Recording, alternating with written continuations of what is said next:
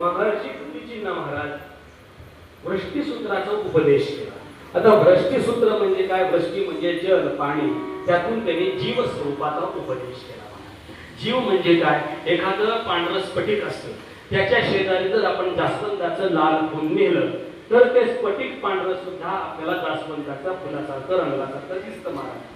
आणि थोड्या वेळानं ते फूल तुम्ही काढून टाका, बाजूला ठेवा, स्फटिक तुम्हाला पूर्ववत दिसतं, पांढरं शुभ्र दिसतं.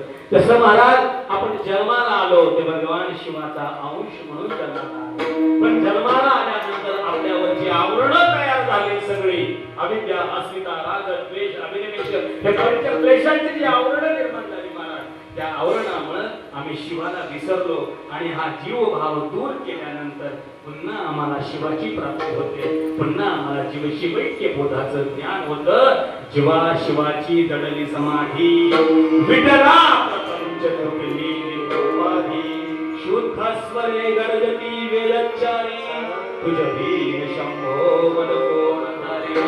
महाराज या जीवाची आणि या शिवाची समाधी होऊन जीव शिवैक्य बोधाचं ज्ञान आम्हाला प्राप्त झालं पाहिजे.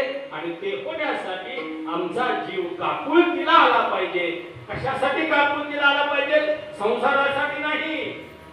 आज भाजी काय बनवायची, भाकर कशी करायची, पोळ्या करायच्या, ह्याच्यासाठी नाही महाराज. ते आपलं रोजच चाललंय महाराज, आणि हे मरेपर्यंत चालत राहणार आहे. पण जीव काकुळतीला यावा, भगवान शिवाच्या भेटीसाठी माझा जीव काकुळतीला यावा. जीव काकुळतीला येतो आणि हा जीव काकुळतीला आल्यानंतर मग मात्र पुन्हा एकदा बाबांनी हात जोडून भगवान शिवाला प्रार्थना केली. अभंगाच्या शेवट सीता